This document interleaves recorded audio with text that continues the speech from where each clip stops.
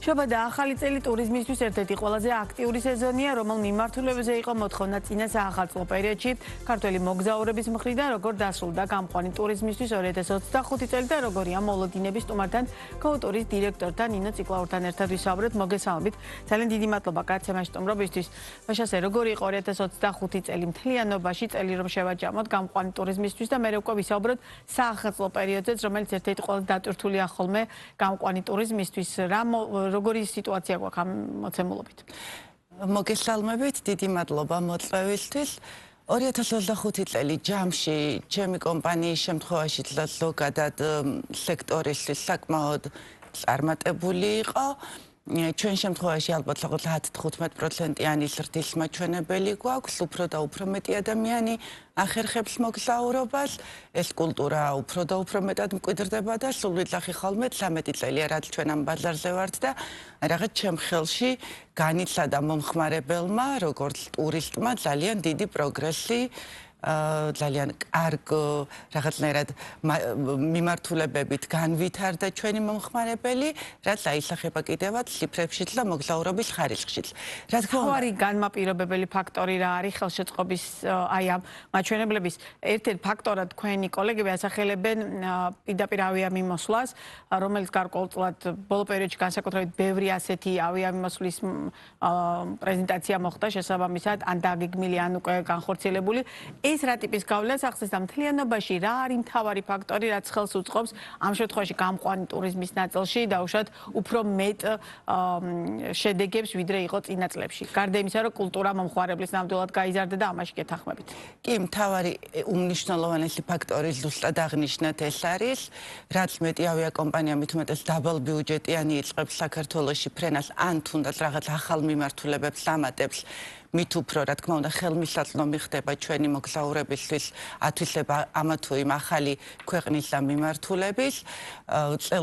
წელს არა უკვე შარშან 2025-ში საკმაოდ ბევრი ესეთი კარგი მიმართულება დაემატა, ბევრი ახალი ავიაკომპანია შემოვიდა, მათ შორის ლონდონის ახსენეთ, რომელიც ბატონი EasyJet და აი ვისურვებდი, რომ თბილისიდანაც კიდევ და კიდევ უფრო მეტი დაბალ ბიუჯეტიანი ავიაკომპანია შემოვიდეს, რითი წინაპირობებიც ნამდვილად არის და იმედია, რომ უფრო მეტად ხელმისაწვდომი და უფრო მეტად კონკურენტული გახდება ჩვენი ბაზარი, რაც რა თქმა უნდა გაზრდის ტურისტების რაოდენობას. მეორე ფაქტორი აღნიშნავ, რომ არის სადღაც ალბათ შემოსავლების ზრდაც ადამიანებისთვის, იმიტომ რომ ადრე თუ რაღაც ძალიან ბიუჯეტურ ტურებზე იყო მოთხოვნა, ეხლა ეს მომენტით შეცვლილია და ხალხს აინტერესებს უფრო მეტად დიდი, სერიოზული და ტურისტულად მართლა ძალიან საინტერესო მიმართულება. აქ საინტერესო მაგალითად რომელი მიმართულების ირჩევენ ქართველი მოგზაურები, მე ვახსენე TripAdvisor-ის ერთგვარი რეიტინგი, რომელი მიმართულებებია პოპულარული. ჩვენ შემთხვევაში, ანუ ქართველი მოგზაურები საქართველოს მოქალაქეების მხრიდან, რომელია ყველა საინტერესო მიმართულებები? მათ შორის ეგ მიმართულებებით ძალიან საინტერესოა და საკმაოდ ბევრი მგზავრები ყავს ამ მომენტში, რომლებიც თუნდაც ბალიზე ისვენებენ, ძალიან ბედნიერები არიან. ლონდონი რა თქმა უნდა ძალიან მიმზიდველია, ოღონდ ჩვენ შემთხვევაში ცოტა ვიზებთან დაკავშირებული მომენტებია და ეს გვაფერხებს, თორე გაცილებით დიდი იქნებოდა მოთხოვნა, იმიტომ რომ ძალიან ბევრს უნდა აინტერესებს და ჩვენ მქონდა სხვათა შორის 2025 წელს ჯგუფური ტური, თან დავამთხვიეთ გამოფენას იქ TechWeeks და ძალიან დიდი გამოხმაურება და ძალიან დიდი ინტერესი ჰქონდა ამ ტურს მომხმარებლის მხრიდან. მაგრამ როგორც აქამდე აღნიშნე, აი ეს პირდაპირი ფრენები, ეს ცოტა ბიუჯეტიც, ასე ვთქვათ, ამ კუთხით მაინც ალბათ ის მიმართულებებია ყველაზე მოთხოვნადი, მათ შორის წინა საახალწლო პერიოდზეც ევროპის ის ქალაქები, სადაც პირდაპირი ფრენები, ანუ ძირითადად ქუთაისიდან, როგორც არის იგივე პარიზი, იგივე რომი, იგივე პრაღა, ეს წინა საახალწლოდ მით უმეტეს და საშობაოდ ძალიან მიმზიდველია ეს მიმართულებები და სეზონურობას გააჩნია, უკვე ვთქვათ, ზაფხულში, რა თქმა უნდა, ზღვაზე კეთდება უფრო აქცენტები და საზღვაო კურორტებზე. ამ კუთხითაც შეცვლილია მომხმარებლის მოთხოვნები, კი ანტალია ალბათ ისევ ყველაზე მოთხოვნადი იქნება ამ წელსაც, შარშანაც მასე იყო და წინა წლებშიც. მაგრამ ის ადამიანები, ვინც რამოდენიმეჯერ არიან უკვე ანტალიის სხვადასხვა რეგიონში ნამყოფი, ვთქვათ, მათ უნდათ უკვე სხვა. ამ სხვა სხვიდან უკვე პრიორიტეტი ენიჭება თქვათ ისეთ საზღვაო კურორტებს როგორც არის ესპანეთის, პორტუგალიის, იგივე იტალიის, საბერძნეთი ძალიან მოთხოვნადია, იგივე კრეტა, ჰალკიდიკი და ესე ნაწილდება რაღაცნაირად მომხმარებლის მოთხოვნა. თვითონ ფასებთან მიმართებაში როგორი სურათი გვაქვს და დაუშვათ წელს ფასები რამდენი პროცენტით ძვირდება მომხმარებლის შესაბამისად ეს დამოკიდებულია ბუნებრივია ფრენის ფას ღირებულება ასევე იქ სასტუმროს განთავსების ღირებულებას და მთლიანობაში ეს გარკვეულწილად იმოქმედებს პაკეტის მაგრამ მოლოდინი რა გაქვთ ანუ რასაც უყურებთ ეხა ფასები როგორია მოლოდინი გვაქვს ისეთი რომ ალბათ მნიშვნელოვანი ცვლილებები და ზრდა არ უნდა იყოს შარშანდელთან შედარებით შარშან საკმაოდ დაიწია ფასებმა წინა წლებთან შედარებით სამწუხაროდ, მაგრამ აი ხა თუნდაც დაიწყო ანტალიის წინასწარი ჯავშნების მიღება, უკვე სისტემებში დევს ფასები და საკმაოდ ესეთი ადეკვატური ფასებია, ჯერჯერობით ზრდა არ არის და იმედია ესეც შენარჩუნდება. კი ბატონო, რაც ეხება კულტურას. ეხლა ძალიან საინტერესო ნაწილი თქვით, ეხლა იანვარში იჯავშნება ანტალის მიმართულებით, ალბათ სავარაუდოდ აპრილი-მაისის პერიოდი, ხო? მაისიდან, კი ბატონო. ანუ ქართველი მომხმარებელი ასე გაიზარდა, რომ უკვე ამდენი თვით ადრე ჯავშნის დაუშვათ საკუთარ მოგზაურობას. კი და ეგ ძალიან მიხარია ესეთი რაღაცნაირად ძლურები ხოლმე, იმიტომ რომ მე წლების წინ სულ რაღაცნაირად ვოცნებობდი, რომ ნეტა როდის მოვა ეგ პერიოდი, რომ ჩვენ წინასწარ რაღაცა ვისწავლოთ დაგეგმა, იმიტომ რომ სულ იყო ეგეთი მომენტები. რატო არის წინასწარ კარგი ჯერ მაგას აუხსნი მაყურებლისთვის. ეხლა რომ დავჯავშნოთ აგვისტო, ივლისი თუ ასე შემდეგ ნებისმიერი თუ ეხლა სადღაც 20-30%-იანი სხვაობა არის ფასში ვიდრე მოახლოებული, თორემ შეგვიძლია კი ბატონო წინა დღესაც დავჯავშნოთ, მაგრამ გარდა იმისა, რომ ძვირი ფასებია, რაც მოახლოებულია ფრენა პლუს ამას სასტუმროები ძალიან დატვირთულია, შეიძლება იმდენი არჩევანიც აღარ იყოს და ის სადაც მოუწევთ, აი ეგ მომენტია ხოლმე, როცა უცებ კეთდება ესეთ ზაფხულში პირობითად ზაფხულის ჯავშნები.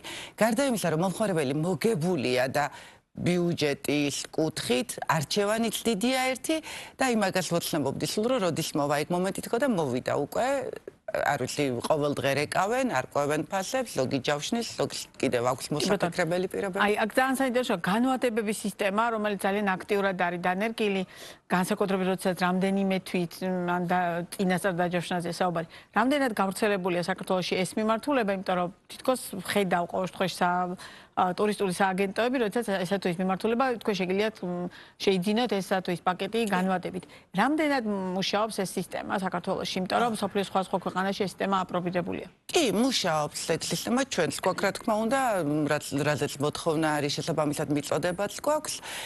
ბანკებს ძალიან კარგი პირობები აქვთ, რეალურად გამოდის 0%-იანი განვადება, იქ რაღაც მხოლოდ ბანკი იღებს გაცემის და რაღაც საკომისიოს, რაც არ არის დიდი სხვაობა, რეალურად მომხმარებელი იხდის იმას, რაც ტურში აქვს გადასახადი ბანკთან დაკავშირებით, მაგრამ ეს წინასწარი ჯავშნები, თუნდაც თურქეთზე თუ სხვა ქვეყნებზე, ხო, მაგის საშუალებასაც იძლევა, რომ მთლიანად კი არ იხდით ახალ იხდი მხოლოდ 30% ჯავშანს. და ეხლა იანვარში რომ 30%-ს გადაიხდი, აგვისტომდე, ხო, შენითაც შეგიძლია ან ნაწილ დაფარო, ან რაღაც, ან ძალიან მიმზიდველია ეს წინასწარი ჯავშნების მოქმედება. და ეს განვადება ბანკების შეიძლება ვთქვათ სხვა მომენტში იქნას გამოყენებული, ან უფრო მოახლოებულ ტურზე, როცა აღარ გაქვს დრო, ვთქვათ, რომ წინასწარ ნელ-ნელა გადაიხადო და ამას იყენებს მომხმარებელი. კიდევ ერთი ნაწილი გლობალურად საკმაოდ არასახარბიელო და სურათია გლობალურ ბაზრებზე და რა თქმა უნდა ეს მთლიანობაში ყველაზე მეტად დამძაფრად აისახება ხოლმე ტურიზმის სექტორზე. მიუხედავად იმისა, რომ ჩვენ ამ თვალსაზრისით რაიმე ტიპის გამოწვევა ამოცემლობით არ გვემუქრება, თვითონ გლობალურ ბაზრებზე არსებული სურათი რაიმე ტიპის დაუშვათ პრობლემების წინაშე უკვე დაგაყენათ თუ არა, როდესაც დაუშვათ არის ამა თუ იმ მიმართულებით დაგეგმილი ესა თუ ის ტური. ხო, რა თქმა უნდა, ჩვენი ერთ-ერთი ყველაზე მგრძნობიარე სფეროა და ყველაფერს პირველები ჩვენ განვიცდით. ღმერთს მადლობა, ეს ძალიან დიდი ძრები არ ყოფილა, თუმცა ისრაელის ომმა რაღაც დაგეგმილი ტურები, თუნდაც იორდანიაში დაგეგმილი ტურები, ეგეც კი, რა თქმა უნდა, გააჩერა და შეაფერხა. ეხლა მიმდინარე პროცესები, რაც არის მსოფლიოში ჯერჯერობით არ გვეხება არაფერი და იმედია დალაგდება მსოფლიო და სიმშვიდე გვექნება ყველას. და ეს უკრაინის ომმაც იმოქმედა, იმიტომ რომ იქ იყო რაღაც საელჩოები, რომლებთანაც თანამშრომლობდით ვიზების კუთხით და მაგ კუთხითაც მოხდა შეფერხება. თუმცა მგრძნობელობის მიუხედავად რაღაცა უცებ ვაკეთებთ ხოლმე ეს სფერო ადაპტირებას. ანუ ისწავლეთ გადაწყობა. რაღაცა ვეწყობით უცებ-უცებ სხვა. კი ბატონო. და ჩვენი საუბრის ბოლოს ერთ-ერთი მნიშვნელოვანი პრობლემა თქვენ სექტორში განსაკუთრებით იყო კადრები, რომელიც კოვიდმა ძალიან მნიშვნელოვნად პრობლემად აქციეთ. დღეს როგორი სურათი გვაქვს ამ კუთხით და შეძელი თუ არა მეტნაკლებად მაინც დავუშვათ აი ამ გამოწვევასთან გამკლავება. ან რა ძირითად გამოწვევებს გამოყოფდით, რომელსაც არის სურვებდით 2026 წლის განმავლობაში, ან ფიქრობთ, რომ მათი გადაჭრა არის აუცილებელი? კადრები სულ პრობლემა და მარტო ჩვენ სფეროში არა მე მგონი ზოგადად ყველგან. ჩვენი კომპანიის შემთხვევაში მოხდა ჩანაცვლებაც რაღაცნაირად მართლა უკვე ისე მივეჩვიეთ ცოტა ექსტრემალურ სიტუაციებში მუშაობას და ფუნქციონირებას, რომ რაღაცნაირად ჩვენი ტვინი უკვე ისეა გადართული, რომ მალ-მალე ხდება აღმოფხვრები ამა თუ იმ პრობლემის. მე ვისურვებდი პირველ რიგში მშვიდობას ქვეყნის შიგნით თუ გარეთ, რომ არ მოხდეს რაღაცა ისეთი ცვლილება და ახალგაზრდები თუ არა ახალგაზრდები არის მაგის საშუალება რომ ტურიზმში დასაქმდნენ უბრალოდ რაღაც ამ კადრების კუთხით ის პრობლემაა მე რასაც ვუყურებ ყოველ შემთხვევაში და ვაწყდები რომ რაღაცნაირად პასუხისმგებლობის აღების ეშინია ანუ ჩვენ სფერო არ არის ესეთი მარტივი როგორც გარედან ჩანს ბევრს მოგზაურობთ ბედნიერდებით და ასე შემდეგ ძალიან ბევრი ნერვიულობა, უძილო ღამეები, ექიმები ვითვართ კოვიდ-19 ტელეფონს ვერ ვთიშავთ და აი კადრების კუთხით მგონი არის ეს პრობლემა, რაღაცა აი ამ ყველაფრის საკუთარ თავზე აღება არ უნდათ, თორე რეალურად შეუძლიათ ტურიზმის ბევრ კომპანიაში დასაქმდნენ ადამიანებს. კი ბატონო, ძალიან დიდი მადლობა, წარმატებებს გისურვებთ და სიამოვნებით გიმასპინძლებთ სხვა დროსაც ბიზნეს პარტნიორის პირდაპირ ეთერში ნინო ციკლაური საუბრობდა.